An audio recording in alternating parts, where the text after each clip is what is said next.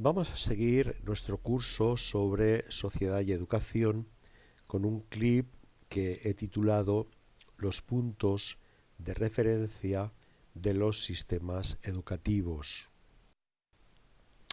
Este pequeño clip plantea una cuestión que es importante en cualquier investigación educativa. Es la cuestión por el objeto de nuestra investigación, por aquellas variables que debemos considerar. En realidad existen decenas de variables a la hora de analizar los sistemas educativos y por ello tenemos que tener un criterio no subjetivo para seleccionar unas u otras.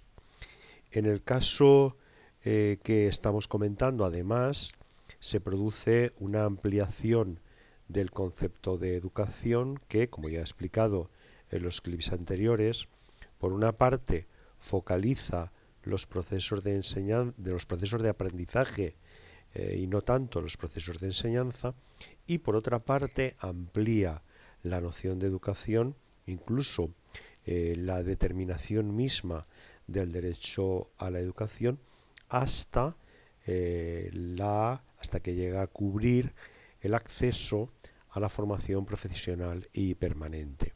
Pues bien, estamos habituados a considerar pocas variables, muchas veces únicamente la variable rendimiento a la hora de enjuiciar los sistemas educativos, únicamente la variable rendimiento escolar.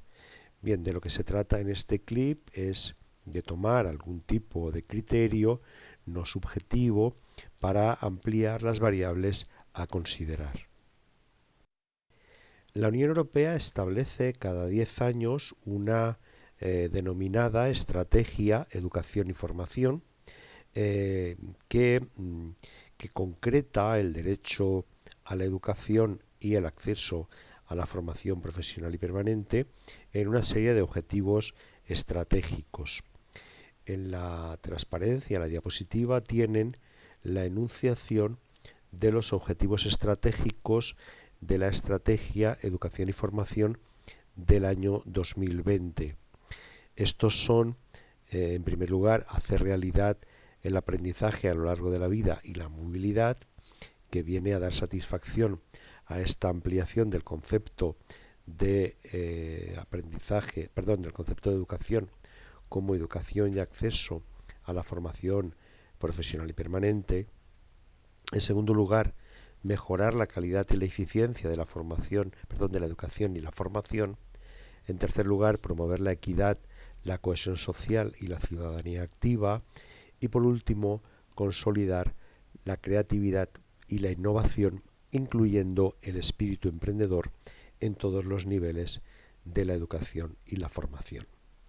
Pues bien, para saber si se cumplen o en qué medida se cumplen estos objetivos estratégicos, la Unión Europea define unos puntos de referencia y ordena a su institución estadística, que se llama Eurostat, que es la abreviatura de Estadística Europea en inglés.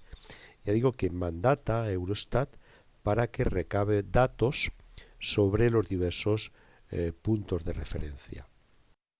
Aquí tienen los más destacados en la Estrategia Educación y Formación 2020, que vamos a ir analizando uno a uno. El primero de los puntos de referencia afirma lo siguiente: al menos un 15% de los adultos con edades comprendidas entre 25 y 64 años tendría que participar en aprendizaje permanente. Está claro que este punto de referencia hace mención concreta el objetivo de la extensión del aprendizaje, de la formación continua y, en definitiva, aquella ampliación que ya vimos del derecho a la educación al derecho a la educación y al acceso a la formación profesional y permanente. Este punto de referencia lo que viene a decirnos es que la población entre 25 y 64 años tiene que participar en actividades de aprendizaje permanente al menos un 15% de la población. Se toma como referencia los 25 años donde más o menos se supone que puede haber concluido una carrera universitaria, un estudio superior, y los 64 años que generalmente también se toma como límite de la edad laboral. ¿Cómo se calcula esto? Bien, esto se calcula a partir de la encuesta de fuerza de trabajo, que es una encuesta europea que se realiza en los diversos estados y en la cual se pregunta a los individuos si en el mes de referencia, es decir, si en el mes anterior a la realización de la encuesta han realizado alguna actividad de aprendizaje permanente. Esto se pregunta a una muestra significativa y los datos anuales se dispone de ellos en la página web de Eurostat. El segundo punto de referencia afirma lo siguiente: el porcentaje de alumnos de 15 años con bajo rendimiento en competencias básicas en lectura, matemáticas y ciencias tendría que ser inferior al 15%. ¿Cómo se mide esto? Bueno, pues esto se mide a partir de las pruebas PISA, que no son unas pruebas que organiza la Unión Europea, sino que son unas pruebas que organiza la OCDE, la Organización para la Cooperación y el Desarrollo Económico, cada 3 años. Precisamente en las áreas de lectura, matemáticas y ciencias naturales.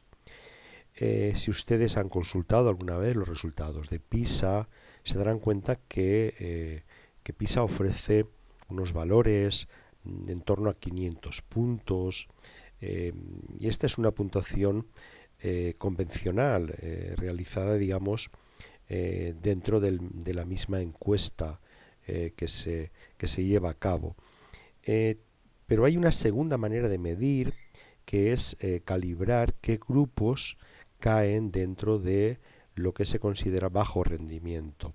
Y a este objetivo es al que se refiere el punto de referencia.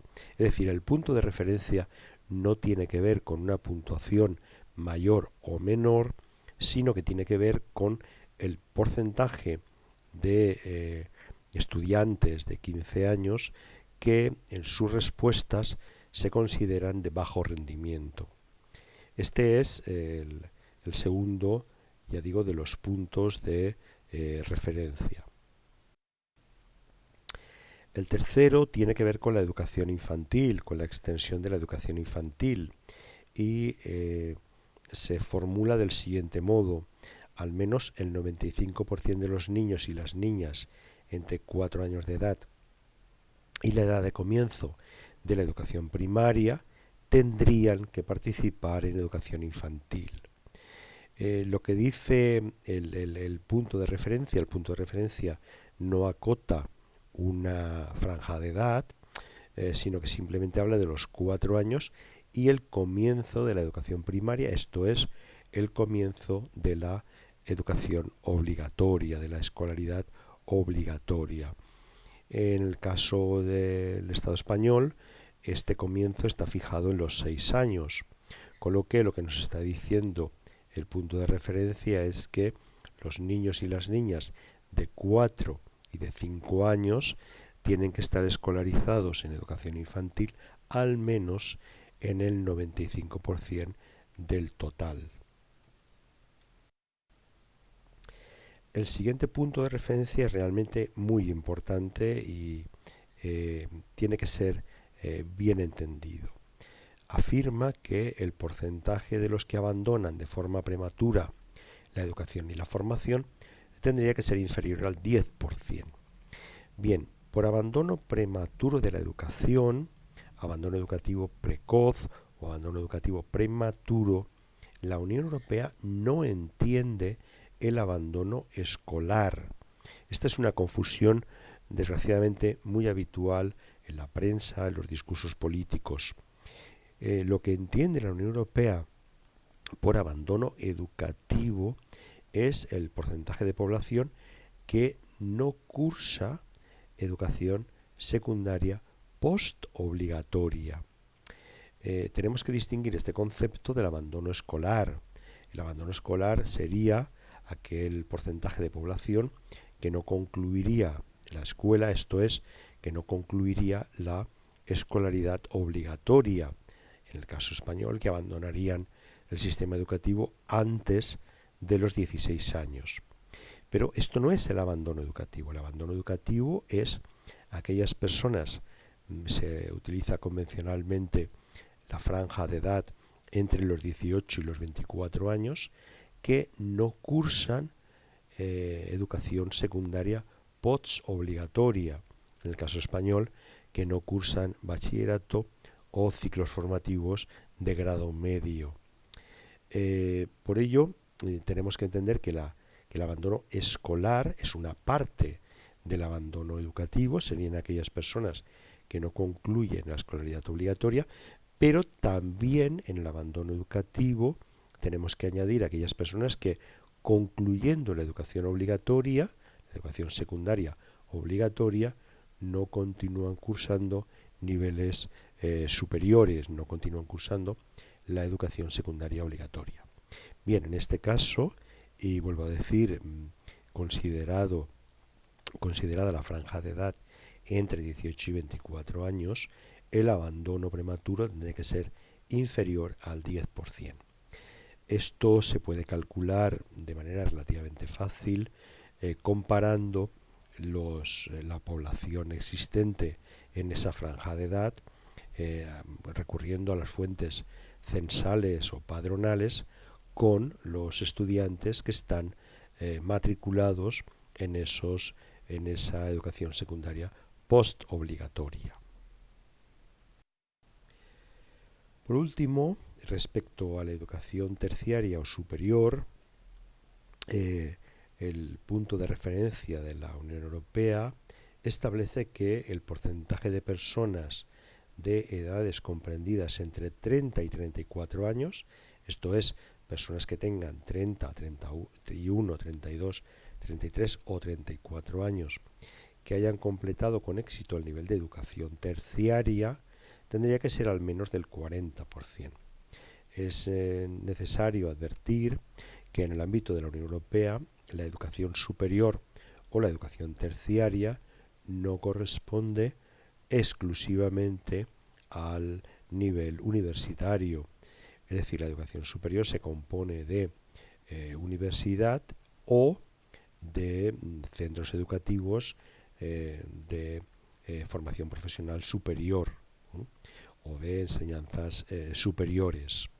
Pues bien, también este punto de referencia es relativamente fácil de medir, porque tenemos que comparar la población que nos viene dada por las fuentes censales o padronales con el cómputo de personas que han completado con éxito niveles de educación terciaria. Bien, estos son los puntos de referencia, y lo que vamos a hacer en los clips siguientes es ir analizándolos uno por uno y lo más importante, ir viendo con qué otras variables educativas o con qué otras variables sociales se relacionan estos puntos de referencia que concretan los objetivos específicos que a su vez venían a concretar la enunciación del derecho a la educación de la Carta de Derechos Fundamentales de la Unión Europea. Muchas gracias por su atención y les invito a que continúen con este curso sobre sociedad y educación.